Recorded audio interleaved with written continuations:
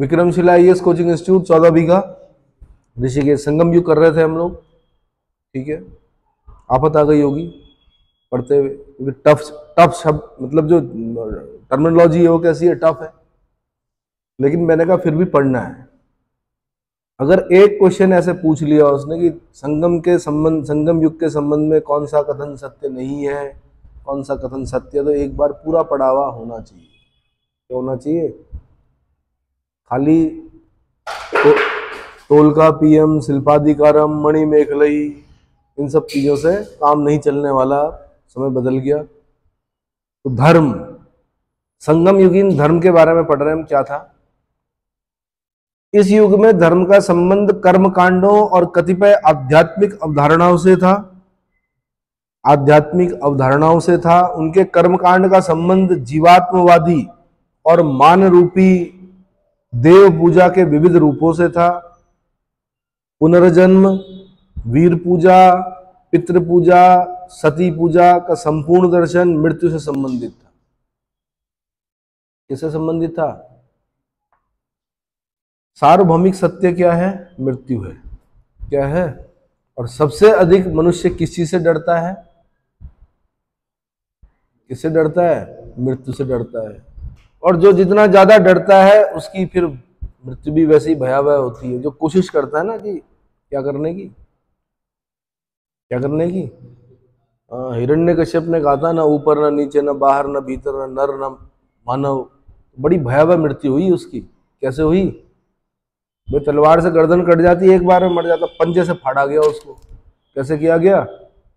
और Michael Jackson के बारे में बताते हैं कि वो कई सौ सालों तक जीना चाहता था, लेकिन क्या हुआ, कई डॉक्टर्स रखे हुए थे, कई सारी चीजें थी, एक्सपेरिमेंट करता रहा, बॉडी पे करता रहा, लास्ट में क्या हुआ? बहुत दिक्कतें हुई, दिक्कतों का सामना करना पड़ा उसे। सुना है? माइकल जैक्सन जानते हो कौन था? ज्यादा एक्सपेरिमेंट नहीं करने हैं मतलब, है ना? ठीक है, जैसा चल रहा है वैसा ठीक, बढ़िया। धर्म तो पुनर्जन्म, वीर पूजा, पितृ पूजा, सती पूजा सबका संपूर्ण दर्शन मृत्यु से संबंधित था। किससे संबंधित था? जीवात्मावादी तमिल संगम धर्म का एक प्रमुख अंग है और इसमें प्रस्तर, जल, नक्षत्र और ग्रहों की पूजा शामिल है। जीवात्मावादी तमिल संगम, रुक के पढ़ना है आपने। जीवात्मावादी, जीवात्मवाद रुकना है। आपने बोलना तमिल संगम धर्म का एक प्रमुख अंग है और इसमें प्रस्तर, प्रस्तर मतलब पत्थर, प्रस्तर मतलब जल, नक्षत्र और ग्रहों की पूजा शामिल है। अभी भी अगर आप वैसे भी पूजा कराते होंगे ना घर में, कभी देखना, पहले धरती की पूजा होती है, फिर पात्र की पूजा होती है, फिर जल की पूजा होती है, सूर्य की पूजा होती है, ग्रहों की पूजा होती है। देखा है कभी? कभी ध्यान देना पंडित जी को पूजा करते हुए, क्या कर रहे होते हैं वो? दीपक की पूजा होती है। दीपक की पूजा का मतलब अग्नि की पूजा से होता है। पात्र की पूजा, जिस पात्र में जल रखा हुआ पहले उसकी पूजा होती है, फिर जल की पूजा होती है। किसकी होती है? धरती माता की पूजा होती है। किसकी होती है? तो यहां पर भी जीवात्मवाद तमिल संगम धर्म का एक प्रमुख अंग है और इसमें प्रस्तर, जल, नक्षत्र और ग्रहों की पूजा शामिल थी। संगम युग के दौरान एक दूसरे से धर्म के स्पष्टतया तीन पृथक रूप देखे जा सकते हैं। नंबर एक, स्थानीय देवता और उपासना पद्धतियां। क्या? स्थानीय देवता और उपासना पद्धतियां। दूसरे हो गए बाह्य हिंदू देवता और पूजा पद्धतियां। तीसरे हो गए बाह्य विजातीय और गैर हिंदू धार्मिक विश्वास। बाह्य, विजातीय और गैर हिंदू धार्मिक विश्वास। ठीक है भाई, देवताओं की संख्या हमारे देश में बहुत अधिक है। क्या है? करोड़ों में है देवता। लेकिन मैंने कहा स्थानीय देवता, स्थानीय देवता भी होते हैं। अगर आप उत्तराखंड में भी जाओगे तो उनके भी स्थानीय देवता होते हैं। हर गांव का स्थानीय देवता होता है। विद्यार्थियों के भी होते हैं कि स्थानीय देवता है। स्कूल जाते हुए जब वो पैदल जा रहे होते हैं तो एक जगह पे चार पत्थर रख के बनाया हुआ होता है और सबसे ज्यादा फूल उस दिन चढ़ते हैं वहां पर, पैसे भी चढ़ते हैं जिस दिन परीक्षा देने जा रहे होते हैं। क्या करने जा रहे होते हैं? सुना है आपने? मुरली दीवान जी को सुना है? बहुत बड़े कवि हैं उत्तराखंड के? नहीं सुना। कभी सुनना मुरली दीवान जी को, वो बताते हैं, है ना, कि पास होना भी कई बार क्या इतना कठिन हो जाता है, उसके लिए इतनी पूजाएं करानी पड़ती पास करने के लिए, पास होने के लिए। तो उसके एक व्यक्ति, एक मंगतू के बारे में बता रखा उन्होंने, कविता, बड़ा हास्य कवि है वो, बड़े गजब के जैसे बोलते हैं। और ऐसा है, पूजा करने से पेपर नहीं निकलेगा आपका भाई, पढ़ाई करने से निकलेगा। पूजा भी कीजिए साथ में, ध्यान कीजिए, लेकिन पढ़ाई करने से निकलेगा, ठीक है। तो उसी पर उन्होंने बताया। तो मैं कह रहा हूं स्थानीय देवता और उपासना पद्धतियां, स्थानीय देवता और उपासना पद्धतियां, बाह्य हिंदू देवता और पूजा पद्धति। मैं ये भी बता दूं कि दक्षिण भारत में आर्य संस्कृति गई और उन्होंने आर्य संस्कृति को अडॉप्ट किया। संस्कृत जो है वो आज जितनी उतनी उत्तर भारत में नहीं है जितनी की कहाँ बोली जाती है, दक्षिण भारत में बोली जाती है। ये अलग बात है कि उत्तराखंड ऐसा स्टेट है जिसकी दूसरी लैंग्वेज क्या है, संस्कृत है, क्या है, लेकिन बोलने वाले कितने हैं? हमारे वेद पाठी हैं, वो विद्यार्थी हैं जो क्या संस्कृत महाविद्यालयों में पढ़ रहे हैं, या जो ऋषि मुनि जो यहाँ पर तपस्या कर रहे हैं वही जानते होंगे। बाकी आम आदमी तो मेरे ख्याल से मुझे नहीं लगता कि संस्कृत क्या कर रहे हैं। लेकिन फिर भी हमारी सेकंड लैंग्वेज क्या है उत्तराखंड की? संस्कृत। पहला राज्य है जिसकी दूसरी भाषा क्या है? संस्कृत। तीसरा बाह्य विजातीयता, गैर हिंदू धार्मिक विश्वास। तो उन्होंने अडॉप्ट किया, द्रविडियन जो थे उन्होंने आर्य संस्कृति को क्या किया, उसको ज्यादा अच्छे से संवार कर रखा हुआ है। उत्तर भारत तो आक्रांताओं से ग्रसित रहा, यहाँ पर तो धर्म हो गया, संस्कृति हो गई, भाषा हो गई, वो सब क्या हो गई, चेंज हो गई। क्या हो गई? चेंज हो गई ना। अरे भाई भाषा चेंज हो गई, क्यों? आक्रांता आए, वो जिस टोन को लेके आए उसी टोन में लोग बोलने लगे। जब बोलने लगे तो फिर वो क्या, कोस कोस पर पानी बदले, कोस कोस पर वाणी, वाणी बदल जाती है। अगला, इस युग का दक्षिण में वैदिक धर्म का प्रचलन हो चुका था। अगस्त्य की तरह कौंडिन्य ऋषि का भी दक्षिण भारत से पर्याप्त संबंध प्रतीत होता है। तो दक्षिण भारत का आर्यकरण किसने किया? अगस्त्य ऋषि ने किया, साथ में कौंडिन्य ने किया। किसने किया? कौंडिन्य ने किया। जबकि पूर्वी भारत का आर्यकरण किसने किया था? विदेह माधव ने किया था। किसने किया था? विदेह माधव ने किया था। पांड्य राज्यों के पुरोहित अगस्त्य गोत्र के ब्राह्मण होते हैं। किस गोत्र के? पांड्य राज्यों के पुरोहित जो होते हैं अगस्त्य गोत्र के ब्राह्मण होते हैं, यानी वो परंपरा आज भी चल रही है। गोत्र मतलब अगस्त्य ऋषि की ही संतानें, उनकी संतानें, उनकी भी संतानें, उनकी भी संतानें, और वो संतानें आज तक चली हैं। वो गोत्र जो चल रहा है तो वही गोत्र होता है। वो कौन सा? समझ में आ रहा है? ट्री चलता है इसका गोत्र के हिसाब से। इसीलिए बोलते हैं सगोत्री विवाह नहीं करने हैं, भाई बहन है, क्या है? हाँ। संभवतः तमिल व्याकरण की उत्पत्ति अगस्त्य ने ही की थी, ठीक है। नच्चिर किन्नियर ने संगम कृतियों पर टीका लिखी। किसने? नच्चिर किन्नियर, आधा क फिर पूरा क थोड़ा कठिन होता है लिखना। तो नच्चिर किन्नियर ने संगम कृतियों पर टीका लिखी। महाभारत तथा पुराणों में वर्णित आख्यानों में भी दक्षिण भारत में वन जलाने और कृषि के विस्तार से अगस्त्य का संबंध स्पष्ट रूप से स्थापित है।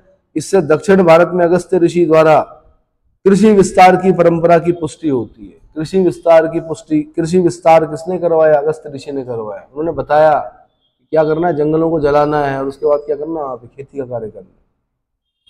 ब्राह्मण धर्म तथा वैदिक धर्म का सर्वाधिक प्रचलन था। दक्षिण के राजाओं द्वारा इन्हें पर्याप्त प्रोत्साहन मिला। दक्षिण भारत में मरुगन की उपासना सबसे प्राचीन है। इनकी मरुगन देवता कौन? कुमार कार्तिकेय। कौन? बाद में मरुगन का नाम क्या हो गया? सुब्रमण्यम भी मिलता है। क्या मिलता है? सुब्रमण्यम भी मिलता है। और स्कंद कार्तिकेय से इस देवता का एकीकरण होता है। भगवान शिव के दो पुत्र हैं, एक गणेश भगवान है, दूसरे कौन है? कार्तिकेय है। बड़े कौन है? कार्तिकेय है। बड़े कौन है? और वहां पर भी एक समस्या उत्पन्न होती है, जैसे हर घर में होती है। एक पहला बड़ा बच्चा होता है, फिर एक छोटा बच्चा होता है।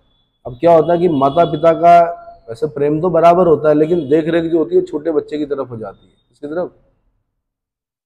छोटे। माँ किसको संभालेगी? बड़े को संभालेगी कि छोटे को संभालेगी? वहां पर भी देखा जाता है, ये चाइल्ड साइकोलॉजी जो है वो देखी जाती है। कार्तिकेय को लगता है कि माता तो प्रेम किससे करती है? किससे करती है भाई? गणेश से, गणेश जी से करती है, मेरे से करती नहीं। पिता के भक्त होते हैं कौन? बाद में बताया जाता है कि माता का जो शरीर में जो पार्ट होता है, वो जितना भी मांस बना हुआ है वो किसका? माता का पार्ट माना जाता है। जो हड्डियां होती हैं वो किसका पार्ट माना जाता है? मैं आपको मेथोडोलॉजी के हिसाब से बता रहा हूँ, साइंस के हिसाब से नहीं बता रहा हूँ, ठीक है। और जो हड्डियों वाला पार्ट होता है वो पिता की ओर से माना जाता है। बाद में क्या करते हैं कुमार कार्तिकेय? पूरा मांस निकाल देते हैं और तपस्या करने चले जाते हैं। माता को मतलब एक तरह से बोलते हैं, जब तुम प्रेमी नहीं करती हो तो ये लो तुम्हारा पार्ट क्या कर रहा हूँ मैं, वापस कर रहा हूँ। ये सुना है? नहीं सुना है, एक कथा है ऐसी। बाकी उत्तर भारत में इनका जो वो है वाहन है वो मोर है। क्या है? मोर। और स्कंद कार्तिकेय कहा जाता है। कार्तिक स्वामी जी का मंदिर रुद्रप्रयाग डिस्ट्रिक्ट में है। कनक चौरी से थोड़ा सा ऊपर जाना पड़ता है। कनक चौरी, नागनाथ पोखरी वाली रोड पे कनक चौरी। कितने किलोमीटर? 3, मुश्किल से 2 किलोमीटर होगा, 2-2.5 किलोमीटर होगा। बड़ा अच्छा रास्ता है। संपूर्ण हिमालय के दर्शन होते हैं वहां से। हिमालय नीचे दिखाई देता है ऐसे, ऐसी जगह पर बना रखा हो मंदिर, ठीक है। तो कार्तिक स्वामी जी का मंदिर यहाँ पर भी है। कार्तिक स्वामी की पूजा कहाँ? दक्षिण भारत में भी होती है। अंतर इतना होता है कि हम यहाँ मोर में दिखाते हैं उन्हें, वहां वो मुर्गे में दिखाते हैं, इसलिए उनका नाम क्या? मुरुगन स्वामी। क्या है? और सुब्रमण्यम भी उन्हीं का नाम है, स्कंद कार्तिकेय भी उन्हीं का नाम है, ठीक है। कृतिकाओं ने पाला उनको। किसने? कृतिकाओं ने पाला। कितने मुंह थे स्कंद कार्तिकेय के? 6 मुंह थे, 6 कृतिकाएं। जो उनको फीड किया वो किसने किया? कृतिकाओं ने किया। मुरुगन का दूसरा नाम वेलन भी है। क्या है? वेलन का संबंध वेल से है, जिसका अर्थ होता है बर्छी। मुरुगन स्वामी के हाथ में देखना बर्छी होती है हमेशा। क्या होती है? जो उनका अस्त्र है वो क्या है? बर्छी। यह इस देवता का प्रमुख अस्त्र है। किसका? कुमार कार्तिकेय का। मुरुगन का प्रतीक है मुर्गा या कुक्कुट। इन्हें पर्वत पर क्रीड़ा करना बहुत प्रिय है। पर्वत पर क्रीड़ा करना बहुत प्रिय है। पहाड़ी क्षेत्र के, अच्छा, एक कालिदास ने किताब लिखी कुमार संभव। क्या लिखी? उसमें कुमार कार्तिकेय के जन्म का वर्णन है। इसका वर्णन है। किस राक्षस को मारना था? एक दैत्य था ना, जिसको कोई देवता नहीं मार सकता था, केवल शिवपुत्र ही मार सकता था। अब शिवपुत्र कौन? तब जन्म हुआ किसका? कुमार कार्तिकेय का। तब उन्होंने उसका संहार किया। किसका? देवताओं के सेनापति हैं कुमार कार्तिकेय। देवताओं के सेनापति माने जाते हैं कौन? कुमार कार्तिकेय। किसका किसका वध किया था भाई? देखो ना, शब्दों का भी हेर फेर देखो। ऐसा नहीं बोल रहा हूं मैं कि कुमार कार्तिकेय ने किसकी हत्या की थी। क्या बोल रहा हूं मैं? कुमार कार्तिकेय ने किसका वध किया था? तारकासुर का वध किया। किसका किया था? अगर कोई ये बोल दे कि कुमार कार्तिकेय ने तारकासुर की हत्या की थी, कैसा लग रहा है आपको? हाँ जी। तो यही है शब्द।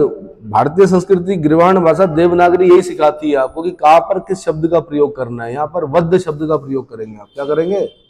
वध किया। तो ये बता दिया मैंने, उन्हें पर्वत पर क्रीड़ा करना बहुत प्रिय है। पहाड़ी क्षेत्र के शिकारी पर्वत देव के रूप में मरुगन की पूजा करते थे। मछुआरे और तटवर्ती क्षेत्र के लोग वरुण देवता की पूजा करते थे। इसकी ऋतस्य गोपा जनस्य राजा वरुण। किसान लोग मरुडम यानी इंद्रदेव की पूजा कर, यार अपने अपने हित थे जिनके भी थे ना। वरुण जो है वो जल का देवता है, और जल की जो राशि है वो किसमें? समुद्र में है। मछुआरा जा रहा है तो पूजा करेगा कि भाई कहीं समुद्री तूफान ना आ जाए, कहीं मेरी नौका उसमें ना डूब जाए। तो किसकी पूजा कर रहा है? वरुण की पूजा कर रहा है। किसान को क्या चाहिए? बारिश। किसकी पूजा कर रहा है? इंद्र की पूजा कर रहा है। पुहार के वार्षिक उत्सव में इंद्र की विशेष प्रकार की पूजा होती थी। कौरले विजय की देवी थी। किसकी? विजय की देवी थी। धार्मिक अनुष्ठानों में ऐसा प्रतीत होता है कि पूज्य प्रतिष्ठित देवताओं में शिव, मुरुगन, तिरुगमल, कृष्ण, बलराम और इंद्र अधिक महत्वपूर्ण रहे होंगे। मुरुगन तमिलों में सर्वश्रेष्ठ देवता थे। तमिलों के सर्वश्रेष्ठ देवता कौन थे? आंसर कुमार कार्तिकेय, स्कंद कार्तिकेय, कार्तिक स्वामी, या मुरुगन, या सुब्रमण्यम, या सुब्रमण्यम। कई माताएं अपने बच्चों का नाम रखती हैं सुब्रमण्यम। वहां पर सुब्रमण्यम स्वामी जी के बारे में सुना होगा आपने। अधिकतर लोगों के नाम क्या होते हैं वहां पर? सुब्रमण्यम। हाँ जी, राजस्थान में रखते हैं लोग अपने बच्चों के नाम दुर्गादास। हे माँ पूत ऐसा जन जैसा दुर्गादास। कोई भी माता अपनी बेटी का नाम कैकई नहीं रखती है, कोई भी अपने बेटे का नाम रावण नहीं रखती है। रखती है क्या? या कुंभकर्ण रखती है? या क्या हिरण्यकश्यप रखता है कोई अपने बच्चे का नाम? क्यों नहीं रखता? नाम कितना अच्छा है वैसे, हिरण्यकश्यप। हिरण्य मतलब गोल्ड। समझ में आया? अब भाई यूपीएससी का क्वेश्चन बता रहा हूं मैं, जब सब्जेक्ट हुआ करता था मरियम्मा, परशुराम की माता। परशुराम की, परशुराम ने अपने इतने बड़े पितृभक्त थे कि अपने पिता की आज्ञा पर अपनी माता की गर्दन काट दी थी उन्होंने। किसने? भगवान परशुराम ने। फिर बाद में कुछ ऐसी कथा है, ये क्या है दक्षिण में, फिर क्या हुआ कि गर्दन लगाई गई तो गर्दन चेंज हो गई। जब उन्होंने माता की गर्दन काटी तो साथ में एक कोई नौकरानी थी, उसकी गर्दन भी कट गई, कुछ ऐसा हुआ। उसके बाद क्या हुआ कि गर्दनें फिर जोड़ी गई, तो जोड़ी गई तो गलत धड़ में गलत सिर क्या हो गया, जुड़ गया। तो फिर एक बनी मरियम्मा, एक बनी यल्लम्मा। क्या बनी? मरियम्मा जो है परशुराम की माता है, चेचक से संबंधित शीतला माता है। क्या है? चेचक की देवी है। चेचक समझते हो क्या? चिकन पॉक्स, चिकन पॉक्स ही बोलते हैं उसको, चेचक। किसने किया था चेचक के टीके का आविष्कार? भारत से सीख के गया था वो। चेचक हो रखा था, लोग कांटा चुबाते थे चेचक के उस पे। चेचक ऐसी चीज थी, इतनी खतरनाक बीमारी थी कि नाखून के अंदर भी चेचक हो जाता था कई बार। तो यहाँ के लोग क्या करते थे, उस फोड़े पे कांटा चुबाते थे, फिर उसके बाद बॉडी में इंजेक्ट करते थे। वहीं से सीखा उसने, जो आप बोल रहे हो। क्या चेचक के टीके का आविष्कार किसने किया? एडवर्ड जेनर ने किया। एडवर्ड जेनर ने किससे सीखा? भारतीयों से सीखा कि कांटा कांटे से कांटा निकलता है, लोहा लोहे को काटता है, जहर से जहर मरता है। तब उसने टीका, टीका मतलब लॉन्ग टर्म के लिए होता है, वैक्सीन जो होता है लॉन्ग टर्म के लिए होता है। क्या होता है? जैसे कोविड, और कोविड में कोवैक्सीन और क्या लगा दिया आप लोगों ने? हाँ जी, कोविशील्ड लगा दिया। तो ये वैक्सीन लॉन्ग टर्म के लिए। अब क्या असर करेगा ये तो इस पर कई चर्चाएं चल रही है वैसे।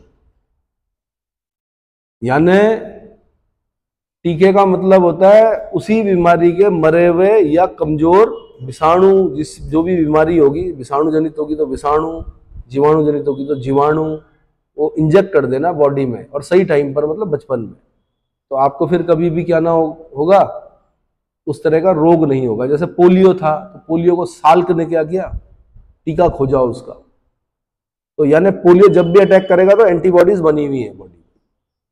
समझ में आ गया? चेचक की देवी कौन थी? वो शीतला माता। कौन थी? येलम्मा जो थी वो सीमा की देवी थी। येलम्मा किसकी थी? तो बलि दी जाती है वहां पर भी, किसी को मुर्गे की दी जाती है, एक को भैंस की बलि दी जाती है। बलि से भी क्वेश्चन बना है उत्तर प्रदेश में, किसको कौन सी बलि पसंद थी?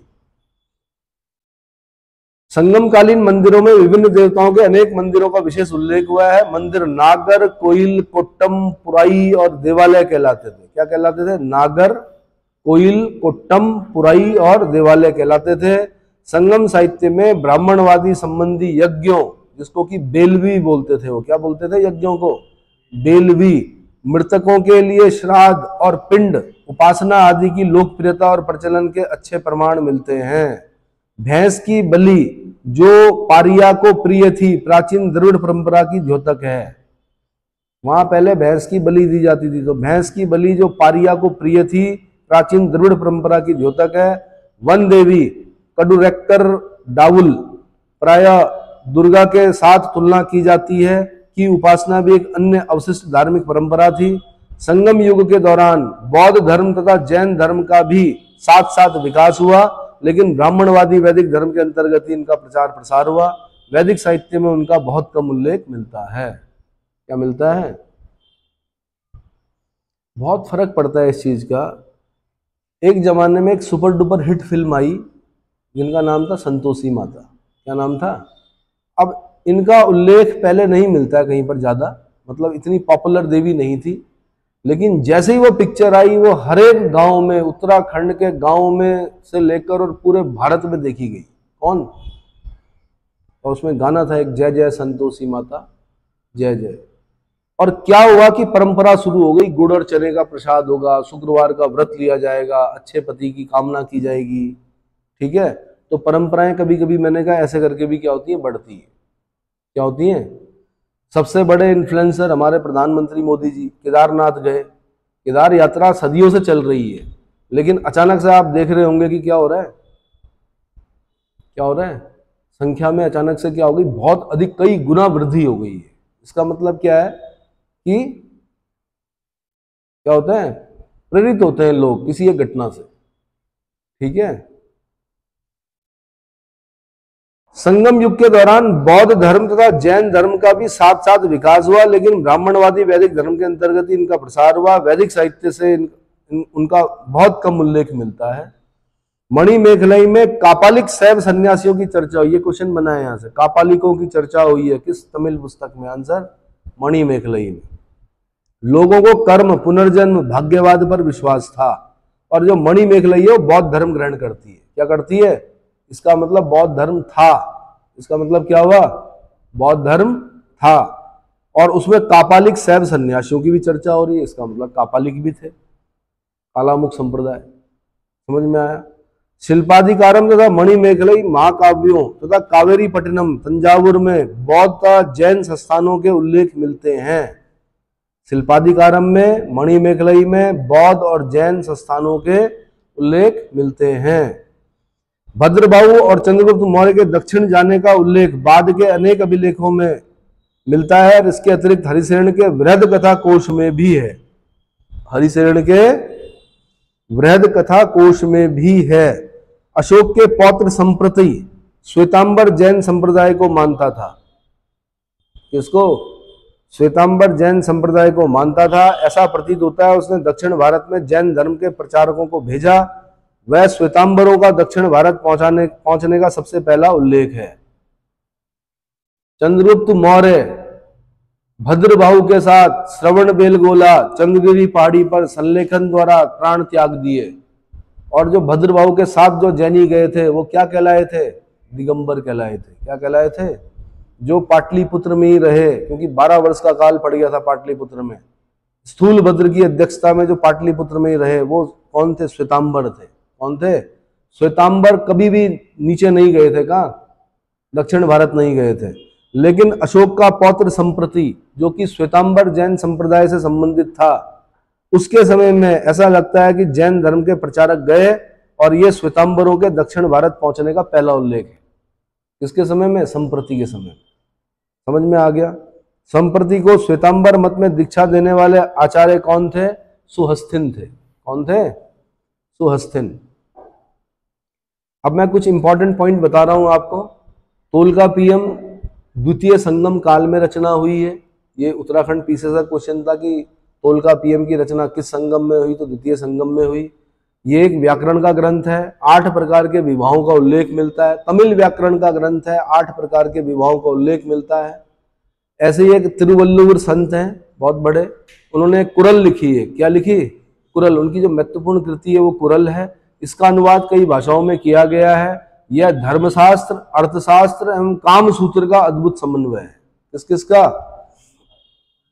धर्मशास्त्र, अर्थशास्त्र और कामसूत्र, इन तीनों का समन्वय कहां पर मिलता है? आपको कुरल में मिलता है। इसे तमिल बाइबल या लघु वेद भी कहा जाता है। क्या बोला जाता है? तमिल बाइबल या लघु वेद भी कहा जाता है। संगम काल में चेर साम्राज्य सबसे प्राचीन है। संगम साहित्य में चेर राजाओं के विस्तार से उल्लेख है। चोल शासक करैकाल ने कृषि के क्षेत्र में सर्वाधिक विकास किया। सिंचाई का भी किया इसने। किसने? करैकाल ने। पांडे शासक नेडियोन ने समुद्र की पूजा आरंभ की। नेडियोन जेरियल ने समुद्र की पूजा आरंभ की। चेर, चोल और पांडे राजाओं का संगम स्थल तिरुक्कामपुलियर था। चेर, चोल और पांडे राजाओं का संगम स्थल कहां था? तिरुक्कामपुलियर था। ईसा पूर्व प्रथम शताब्दी तक ये तीनों राज्य अस्तित्व में आ चुके थे।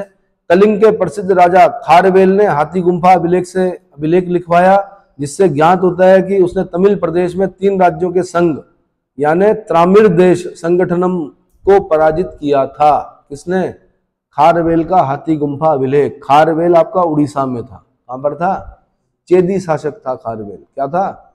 चेदी शासक खारवेल ने तमिल प्रदेश के 3 राज्यों के संघ यानी त्रामिर देश संगठनम को पराजित किया था। मदुरा में तमिल कवियों के संगम का सर्वप्रथम उल्लेख इरैनार अगुप्पोरुल भाष्य की भूमिका में मिलता है। संगम युग की संस्कृति तमिल और आर्य संस्कृतियों का समन्वय है। ओवेयर और नच्चेलियर संगम युगीन 2 प्रसिद्ध कवियत्री थी। कवित्री मतलब महिला। महिला कवियों को क्या कहा जाता है? कवियत्री कहा जाता है। कवित्रियां थी।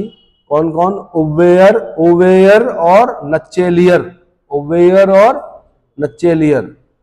पत्तु पात्तु कावेरी पत्तनम पर चरित्र की एक लंबी कविता है। किस पर? कावेरी पत्तनम पर रचित एक लंबी कविता है। रचित एक लंबी कविता है। संगम साहित्य का रचना काल 160 ईस्वी से 250 ईस्वी तक मानना समीचीन प्रतीत होता है। यहां से क्वेश्चन बनाता मैं, संगम काल कब का है? संगम साहित्य का रचना काल तो 160 एडी से 250 एना डोमिनी। संगम काल में राजा प्रशासन का मुख्य केंद्र बिंदु तथा प्रतिमूर्ति होता था। उसे मन्नाम, वेंदन, कर्रावन, इरेवान आदि कहा जाता था। संगम काल के बाद की एक कृति कुरल में भी सभा को सभी कार्यों को संपादित करने वाली साधारण परिषद कहा गया है। करेकाल ने पट्टिन पल्ले के रचयिता को 16 लाख स्वर्ण मुद्राएं प्रदान की थी। करेकाल कौन सा शासक? चोल शासक करेकाल ने पट्टिन पल्ले के रचयिता को 16 लाख स्वर्ण मुद्राएं प्रदान की थी। संगम कवियों ने मरवा नामक जनजातियों में प्रचलित वेतवी यानी गौहरण प्रथा के अंतर्गत पशुओं की चोरी या लूट का यथेष्ट विवरण प्रस्तुत किया है। यानी पशुओं की चोरी वहां पर भी होती थी। मरवा जाति तथा शांति प्रिय पशुपालक लोगों के बीच संघर्ष संगम काल के दैनिक जीवन का एक अभिन्न अंग प्रतीत होता है। संगम साहित्य में कृषि में संलग्न लोगों को बिल्लार और उनके प्रमुखों को वेल्लीर कहा गया है। सैनिकों के रूप में बिल्लार लोगों का काफी महत्व था। अगला है अरागरटिक, एक प्रकार का मलमल था जिसका निर्यात किया जाता था। कौन सा? अरागरटिक।